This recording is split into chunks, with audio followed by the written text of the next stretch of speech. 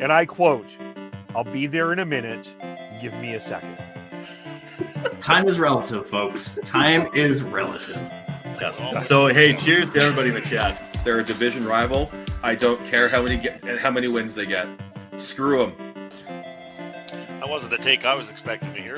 I want to gush over watching live Chris Tanev. I think that we completely underestimate the skill it takes to play defense.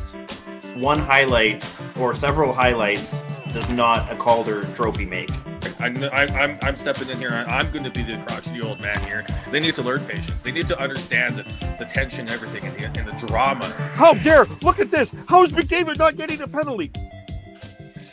You guys need to calm down with this, okay? You guys need to calm down with it. Look, I know Tyler is the calm down king of the Shifts and Pucks podcast, but let's be completely honest, Tyler. You're not on because you have got your prayer candles out, you got your Blue Jays gear out around your bedroom, and you are in constant prayer for tonight's game between the Seattle Mariners and Toronto Blue Jays, and you're nervous, and you're not calm, and you know it. Only because I know I'm not calm on my end as a Mariners fan. But welcome to the Shifts and Pucks podcast. Sunday afternoon after the Vancouver Canucks defeat the Washington Capitals 4-3. There's a lot to talk about within that game. But you can follow us on Twitter or X at Shifts and Pucks, Facebook.com Shifts and Pucks, YouTube.com Shifts and Pucks. Subscribe wherever you get your audio. It is a two-man crew today. No Chris. Chris is out. I think he's in Seattle. Tyler, as mentioned, Driving in back prayer. from Seattle. What's that? Driving back from Seattle. Driving back from Seattle. Not for the Mariners game, only. How are you, Sean? I'm good, Kev. Yeah, I'm not nearly as nervous as you and probably Tyler because I'm not diehard baseball fan, but I want to see chaos. I want to see the Jays pull out a win here and continue the infighting in Vancouver media and Vancouver fans. It's been pure entertainment for me. But today's been a great day for sports. Wake up, got Jags and the Rams and for the NFL in London. Then you have the Canucks and Caps. There's the F1 race on right now and down in Austin, Texas. You got all the football, and then you've got the Jays and Mariners this evening. Like, October is so hard to beat. It is. It's one of the in terms of sports. Yeah, it's probably it's that in March that are probably some of the best times of sports. Good, but this is just a phenomenal time with it's like 12 hours of sports ball from today, and we got hockey, you got NFL football, you've got the baseball. Don't forget CFL football was on this weekend too, but it's been a madhouse. It's right. We had Shania Twain in town here in Calgary supporting the Stamps. Yeah. Okay. Look, off topic here. I'm just going to say this. I love the CFL. I don't want to be a big critic of the CFL, but of all the years, and in all the cities that you cannot do a Canadian product halftime show, come on. Right? Yeah.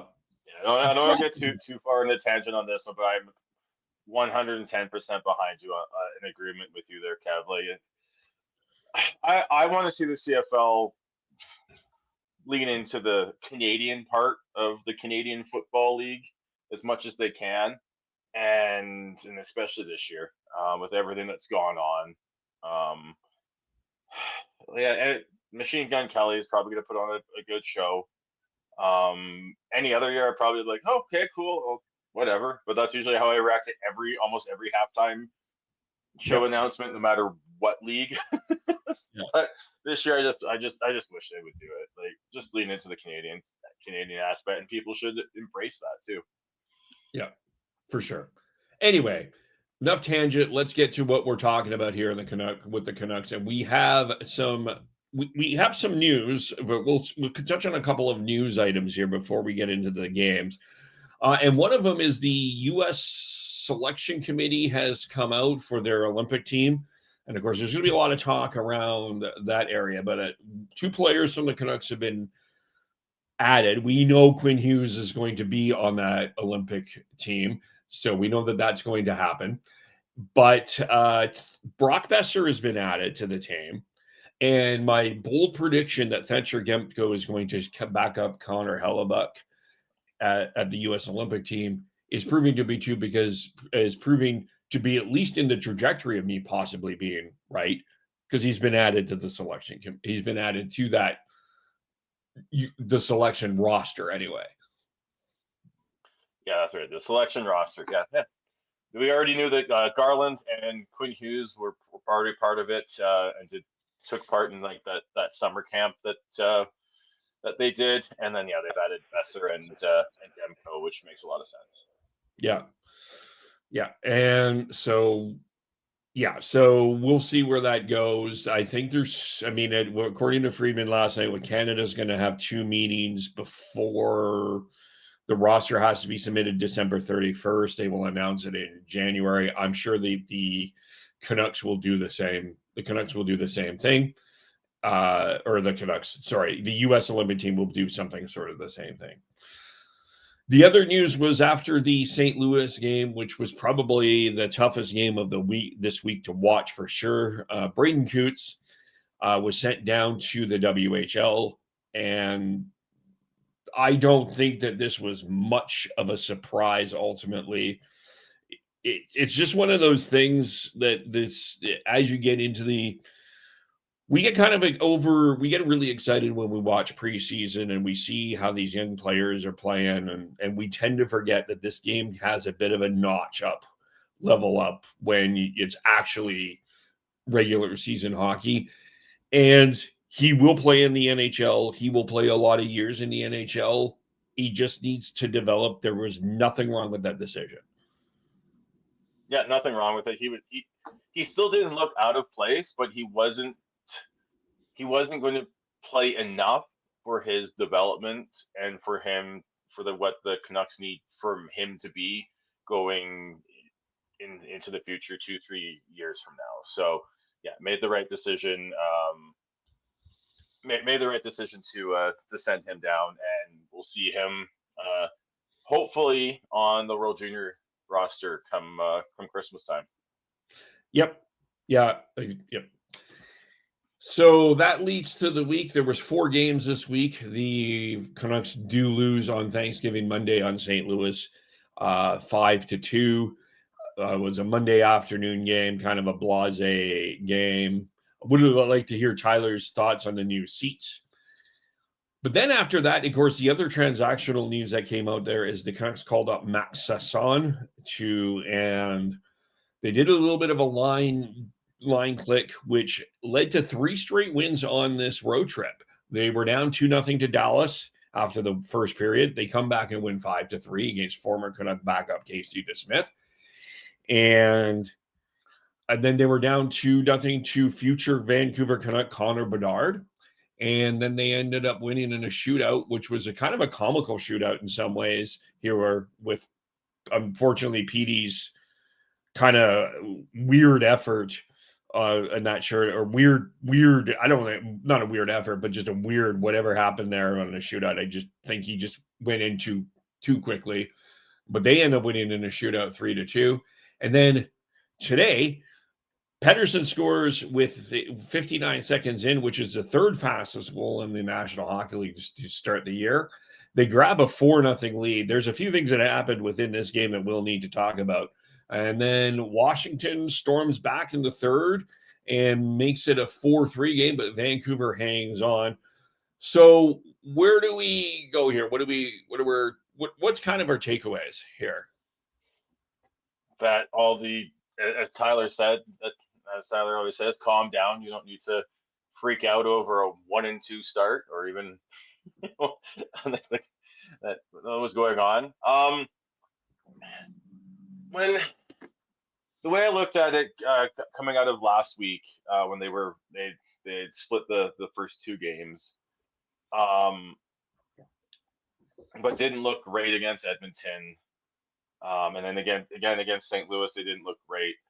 But we have to remember that despite the fact that yes, that top line's put together, like, or whatever that top line is going to be, you've got a good group of veterans, but there's a lot of youth on this team, and we've got a new coach. They're figuring out a new system, so there's going to be bumps in the road. But they're finding it. Last year, it seemed like any time they went down, there was no resiliency. But they were down 1-0 to the Flames in the season opener. They were down 2-0 for in both the Chicago and Dallas games. So they've already had essentially 3 comeback wins, as well as 2 multi-goal comeback wins. So we're already seeing the resiliency that was missing last year, and I don't know. For me, it just feels like there's a quiet confidence that this group has now. Doesn't feel like there's as much panic. There still is a little bit here and there. We saw that today in the third period versus Washington, but you're seeing that quiet confidence they had 2 years ago, that they can find a way and just keep plugging away. So I think the big thing for me is that there's that, and then last couple of games, Petey started to look better. Like, he had that deke in overtime versus Chicago that he almost scored, and that would have been absolutely an amazing goal. His goal today was fantastic because he showed no hesitation to shoot that puck. And then he was stacking pads and blocking shots at the end there. So yeah, I think I like what I'm seeing from Petey. I like what I'm seeing from the power play too. And then I also like what I'm seeing for the most part, from the Abbotsford line, the Calder Cup line, whatever we want to call that line. Carlson, Baines, and Sasson. Yeah, well, I think Max Sasson is going to be a regular in the National Hockey League too. To me, and I think Baines is starting to get a little bit more confident today, especially today. Was taking that puck to the net, and I just getting a bit more confident. And Carlson plays a heavier game. For me, there was a lot of consternation, shockingly, on social media. People were being negative. News at 11 over the line switch, but they kind of did this switch a little bit in the third period of the St. Louis game, and it sort of started to click. And I thought Petey and Garland would actually work, because I just feel like Garland is so good at making room for other players, and just because of the way he plays. He's physical, he's tenacious, he's hard to get off the puck. He's very creative in a lot of ways, just in the way that he plays. So I thought that was a pretty good combination. I think Kiefer Sherwood has been a really physical force, and then he scores today on the power play and gets rewarded for his play by getting on the power play. And ultimately, the Hedl, DeBrusk, Besser line, I thought they looked pretty solid together. Unfortunately, a couple of things happened. We'll get into what happened as this game, and then the Abbotsford line is looking good, and I think Quinn Hughes has been. It hasn't been spectacular. I'm not like, oh my gosh, like Quinn Hughes has been amazing, but he's had a quiet confidence around there, and Tyler Myers has looked really good too. And let's face it, Thatcher Demko has been Thatcher Demko, the Thatcher Demko we've all known and loved. And he stood on his head in that Edmonton game, and he was pretty solid in the Dallas game as well, and he was pretty solid today. So they're getting the things that they need to get from everybody, and that's, they come away with they're now 3-1 and 3-2-1 here after 6 games with a 3-game winning streak, and well earned for it. Yep. Yeah. So yeah, but we are going to see some more line shuffling here with the consequences of the Washington game with Hedel coming out after that Tom Wilson hit, and then as well as Jonathan Lekarmecki not finishing the game after being hit by Matt Waugh as well. So Yeah, so let's let's touch before we get with. I guess let's have a little bit of a conversation about Adam Foote, because he came in to this head coaching job with a lot of people really cynical because an assistant coach can't become a head coach of the team. It just looks odd here, Sean. You mean like Ryan Huska with the Flames? Anyway, I mean it is a tougher transition because usually the assistant coaches are more of the good cop, and the head coaches takes more of the bad cop role. So it can be a bit of a rough transition for some. Huska's made that transition well, and hopefully this is the start of Foote making that transition well as well. But my point is I think everybody was watching Manny Malhotra and Abbotsford and is like, oh my gosh, did we make a mistake not hiring Manny Malhotra? Look what that's the AHL.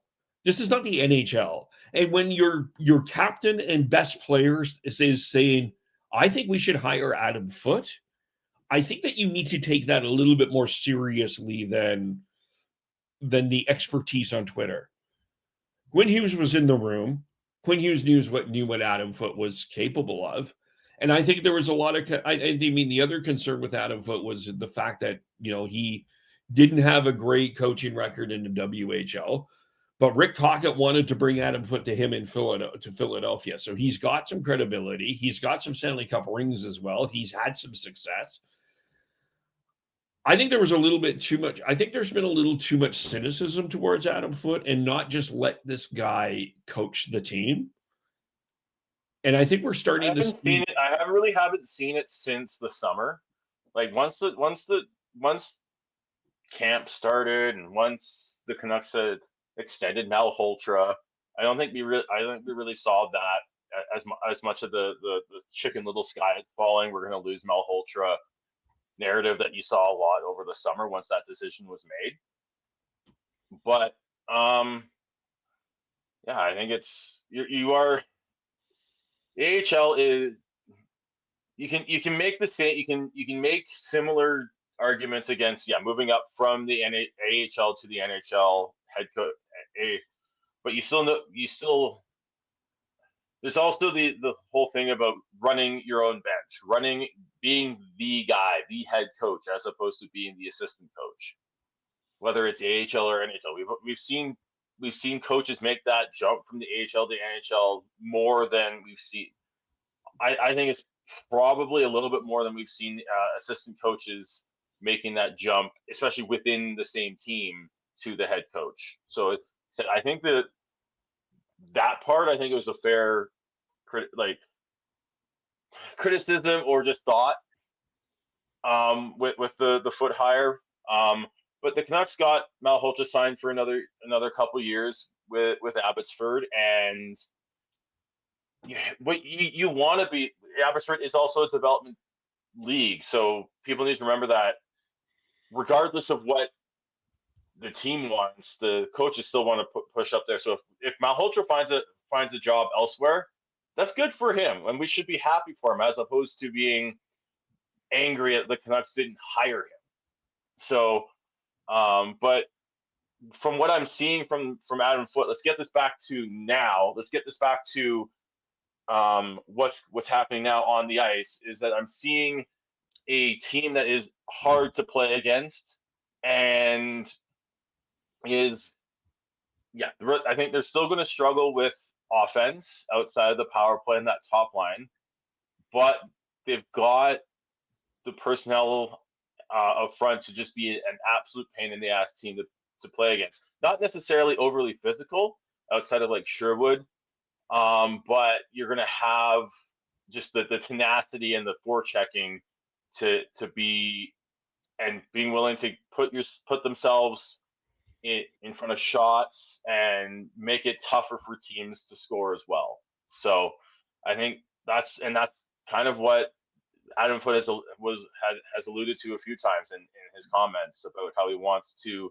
just make it. He wants his team to be adaptable, and he wants his team to be able to just be tenacious to the point where it just makes it hard for the other team to play. Yeah, and I think there's going to be some adjustments to this as we continue through the year. And when you have a new coach, and there is a couple of new players here, I mean, too, that are just learning the system or getting used to things, it's going to take some time for that to kind of connect. And you also need to balance that assertiveness with make sure you're controlling your own end. And so there's a learning curve to this system, but I think overall, so far, not bad. And and his line combinations are working a little bit. I mean, I know that people are not like Drew O'Connor's not a guy that probably in a lot of teams are going to be in a top 6, but he's a good skater. I think he's recognized. I think he has the ability to recognize the combinations and kind of get the chemistry together. And I also like kind of just his system off the ice. I like the fact that he's allowing everyone else to really participate and take charge of all situations. I mean, and even answer media questions. We're hearing, and this is very rare in Vancouver history, that we're hearing a lot from assistant coaches, but we are right now. He's making this more of a team effort. And yeah, I think so far so good. There's a little bit of the Bruce Boudreau style in there with a mix of just a little bit more like just make sure you can be adaptable. Where I think maybe the Boudreau style was we're just going to go all in, we're chips all in, and we don't have the ability to adapt. Foote has the ability to go all in but adapt. I think that there's a bit of an intelligence to that. Where I think we're talking at times was way too conservative. Rick Tocchet had an idea of looked at his roster and tried to build a system that he thought was going to give them the best chance to win, and wasn't willing to move off that. And I think from what we're seeing from Foote is that he wants that system to just be a little bit more flexible from game to game, team, opponent to opponent, and try and have the ability to attack the weaknesses of the other teams. Yep. And while that's going to help, that's going to be good. That there's going to there's going to be bumps in the road. We saw that versus St. Louis and Edmonton, two very two quicker teams who have the offensive punch. So in those situations, they're going to have to play a little more conservative, and they're going to have to be smarter with the puck. Because I think that was the biggest thing in those two games is that the Canucks were not. They were a step behind, and they were forcing it. They were forcing plays with the puck, and you can't do that against those teams. You have to play a little bit more conservative against those teams. So, yeah, if the flexibility of opponent to opponent, game to game is going to continue, they're going to have to adjust that part of it. But they've looked solid enough against Dallas specifically as a really good one. Washington had a really good season last year, so that's another. Today was another big test, and then they had the back-to-back having against Chicago as well. So I think it's still early. The Canucks are 6 games in, 4-2 to start, which is we take that. If you had told me that the Canucks would have been 4-2 to start the season, I'd take that. So, but it's still early. There's still lots that can go on, and we'll see what happens with how long Hedl will be out, which will be huge because his speed's has been really good, really useful for the Canucks. Lekarmaki was a healthy scratch for the Chicago game, I believe. Yeah. Or was it both the Chicago I and think it was Dallas. both games. He was the healthy scratch. The Dallas and the Chicago game. Yeah, and so, but he came back in, but wasn't able to finish the game today. So we'll see what the Canucks do, not only line wise, but how they adjust on the fly with the loss of potentially the loss of Hedel, and then we don't know how long Brock Besser is going to be out for as well, because he missed today's game with I think it was just they said it was a personal matter of some sort. So again, hope he's okay, but we don't know how long he's going to be out for as well. So it's sort of next man up mentality. But I think the one thing with that is that that Abbotsford line, Sasson, Baines, and Carlson is starting to gain the trust of Adam Foote. They've been, as a fourth line, they've controlled the play when they've been on the ice, which is what you want from a fourth line. You want them chipping in offensively here and there, but as long as they just, for the most part, control the play, that's the fourth line doing their job. So, maybe they will see them get a little bit more ice time going forwards. Your fourth line should put you in a position. It should put your first line in a position to be successful. That's what the fourth line's ultimate role is. But so, and yeah, so let's get into, before we get what we think is going to happen. There was a couple of things that happened here, and I think the big conversation that we're going to have is the Filip Chytil unfortunate injury here. He left the game because of the Tom Wilson hit. What did you think of the hit? Contact wise, it was clean. To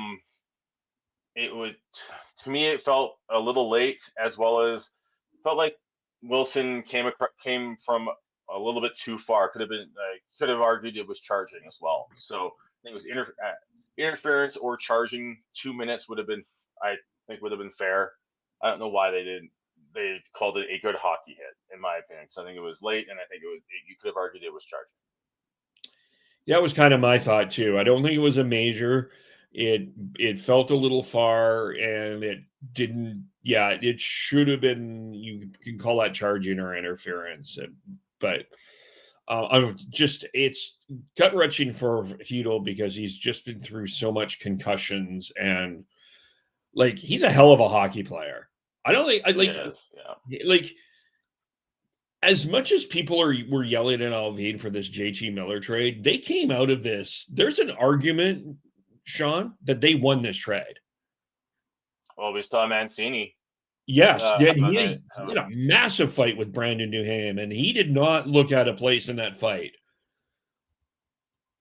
Yeah, at all. No, I think you look at like the Canucks got Mancini, Chytil, and a first round pick, which they turned into Marcus Pettersson for JT Miller.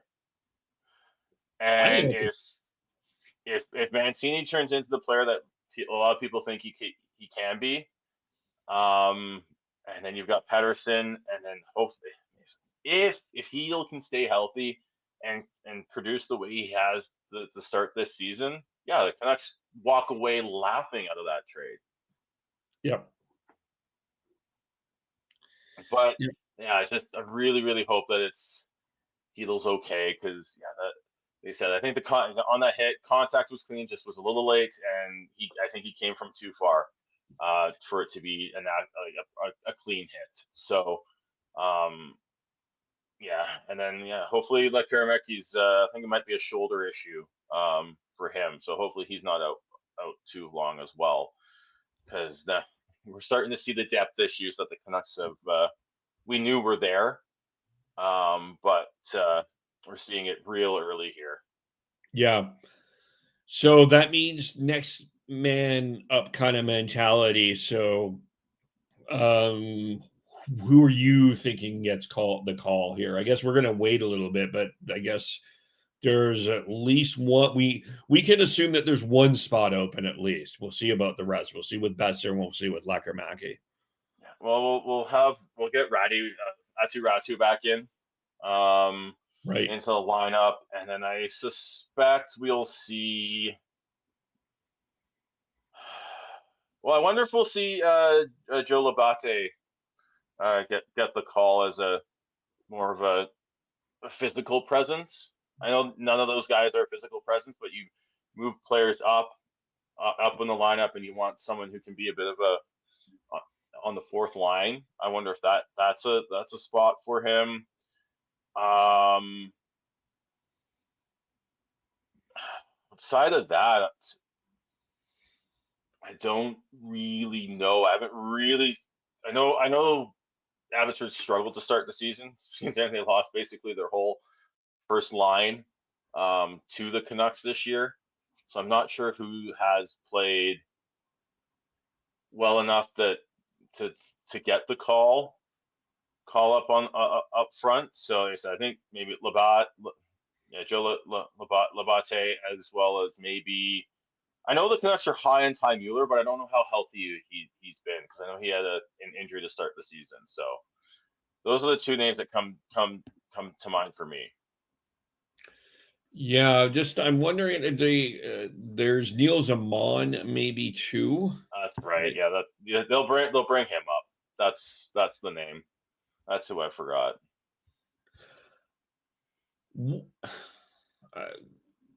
I don't think we see Kraftstoff. Just quickly looking, I unfortunately don't think we see Klimovich, and maybe Mackenzie McEachern, who might be able to. That might be the other option, who could play a fourth line role. Might be it, but I think it will probably be Amon. I think it will be Amon or Labate. I think we see coming up. Yeah. All right. This week is an interesting week because they play the Pittsburgh Penguins on Tuesday. Both teams go into that game 4-2. I think there's a lot of people out there that didn't think the Pittsburgh Penguins would win 4 games all year, but here we are at a 4-2 start with the why are you betting against Sidney Crosby and the Pittsburgh Penguins? And no, Kyle, we're not doing a fucking rebuild while I'm here. We're going to be winning games. Sit your ass down. I've got this. Sidney Crosby. And then you've got Nashville, who's 2-2. And then you've got a back-to-back this weekend. Hockey Night in Canada against probably the team that everybody is getting really hyped about. The most hyped team in the NHL right now is the Montreal Canadiens. And then you've got the Oilers coming in on Sunday night. So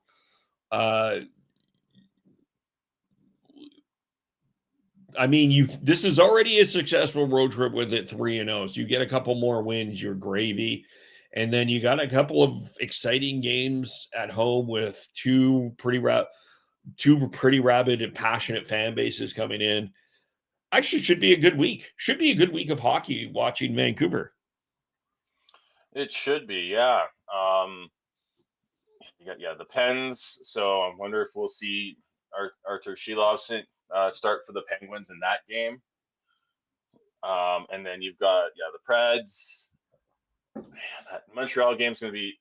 It's always fun when Montreal comes into town. One of the better fan bases that travels that don't annoy you. Yeah, I'm talking about the Leafs there. Yeah, like I say, if they can get one more win versus the Pens and Preds, and come home with like 4 wins on a 5-game road trip, that is more than what you would have wanted. So I think if you were to look at this road trip with it being Dallas, you probably would have been, if they had lost that game, you would have, all right, that makes sense. Back to back against Chicago, you would hope that they would find a way to win that one. And then you've had this morning one versus Washington, which is always a bit of a crapshoot, these matinee games. yeah. So had the Canucks been like 1-2 coming out of these 3, and then having to win both those games to salvage the road trip, that would have been very realistic. But now, yeah, you're playing with house money at this point. But if they can find a way to get, they don't rest on the laurels, and try and get at least one win against the Preds and the Pens, and yeah, the Canucks will be looking good. Yep. But it will be tough with all the depth issues and the injuries, because we don't know how long Besser's out for. We don't know how long what the status of Hedel and Lekaramaki are. So Yep. In terms of goaltending wise, I suspect. I think I'm split. I think Demko gets 2, Lankinen gets 2. Do you give Demko Montreal or Edmonton? I think you go 3-1 Demko and Lankinen.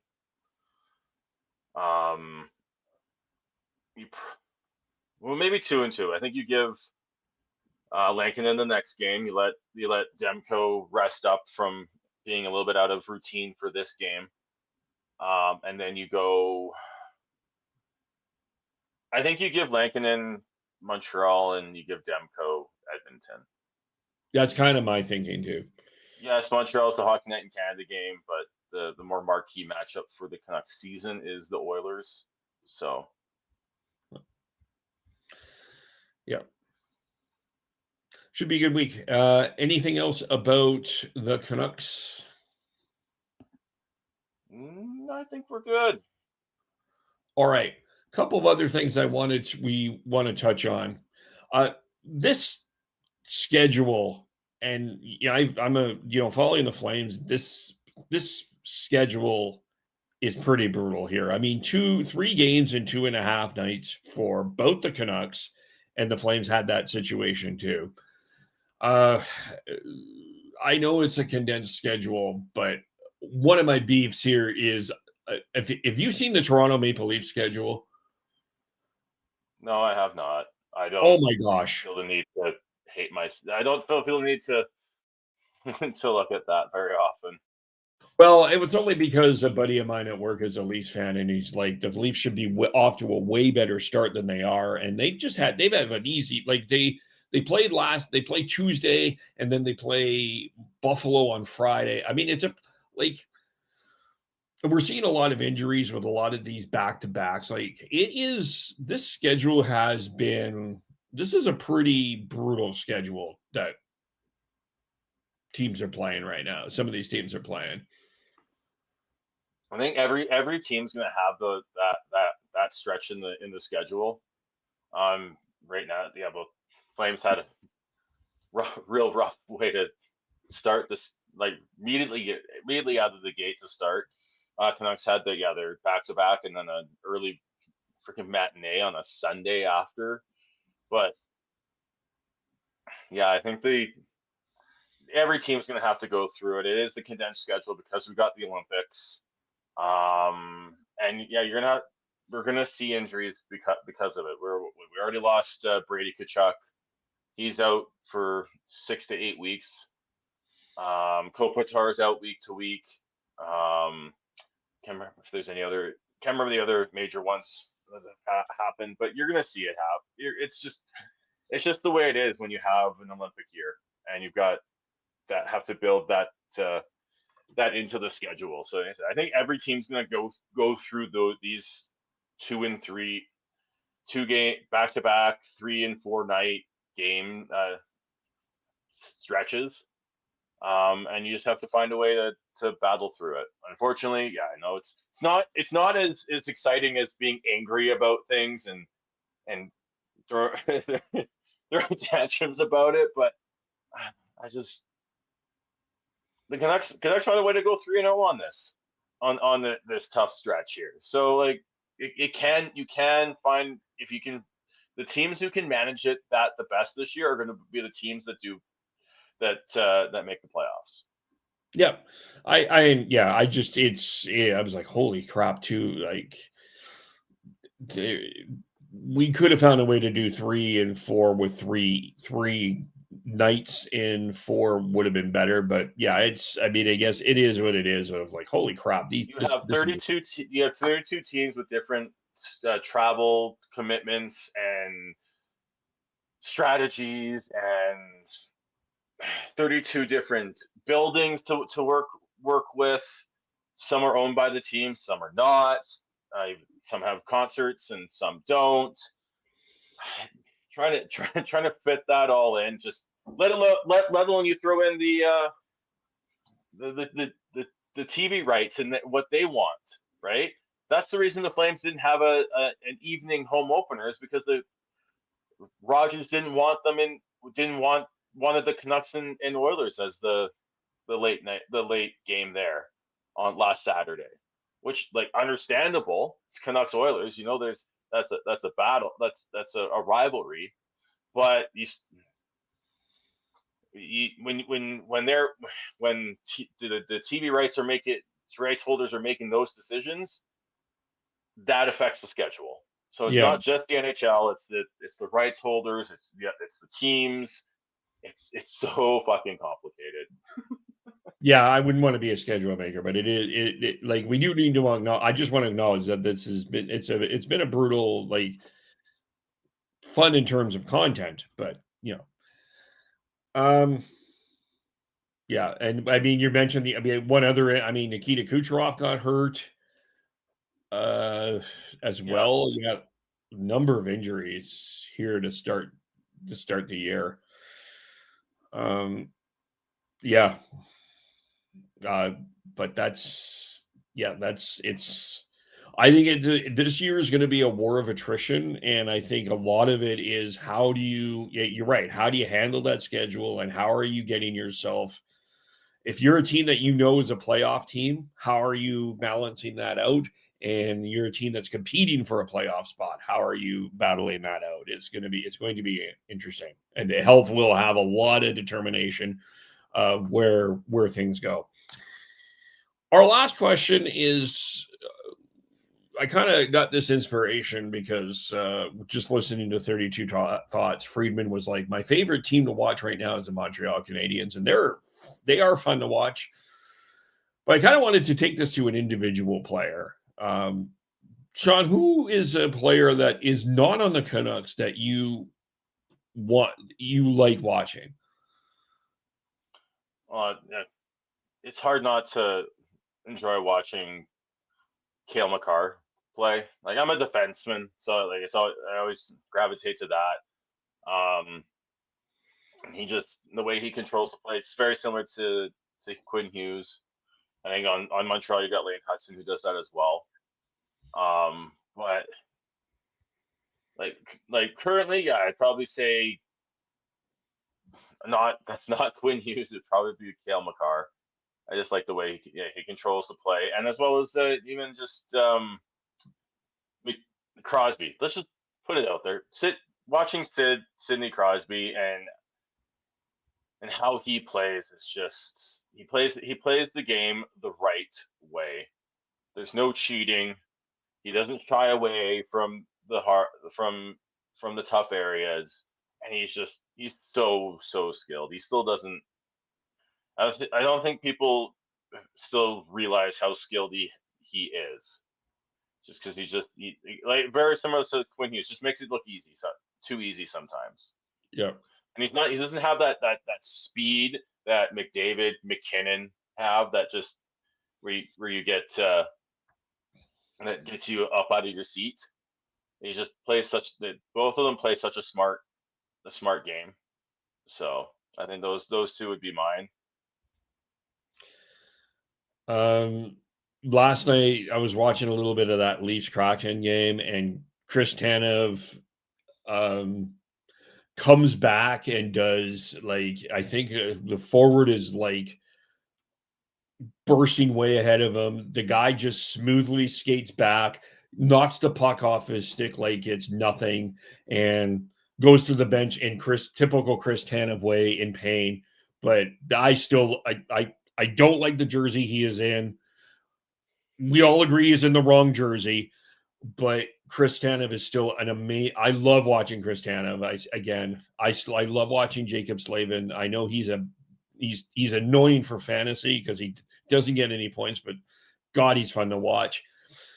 And I got to tell you, like, in terms of a forward, Jack Eichel has been something to watch this year. He has just been so like he blew by Daniil Miramonov in Calgary. Like Miramonov was an absolute pylon, And then him and Marner and Hurdle on the power play.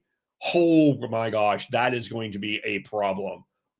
Holy smokes. Like they were moving like it really looked like there was like nobody else. It was like practice against the Flames. But Jack Eichel has been something to watch this year early. And I love watching Sidney Crosby. He's so good. And Makar is great to watch too. There's a lot of players that are great to watch, but those would be some of mine. Yeah. All right. Anything else we need to discuss?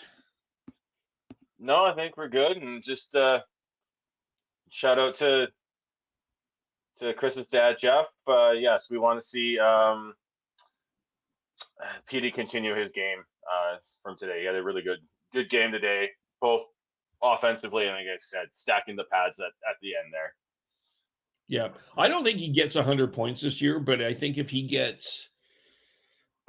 see this 200-foot game, and I've always kind of compared PD to Crosby, if we get that, I think that's a great year from PD. I want him around a point per game, yeah, and then just the 200-foot game that we know PD has. Yeah. Yeah.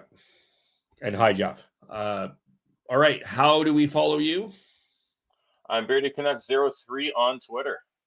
Tyler, TNOBLE, Chris, SCHNAIDZ, Devin, Gordhow09, but he never uses Twitter. Find him on Instagram at Devin Holmes Smith.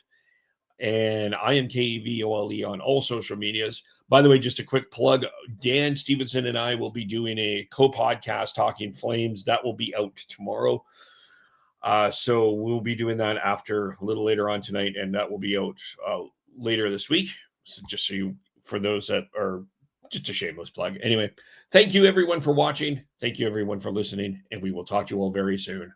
Bye for now. Go Hams.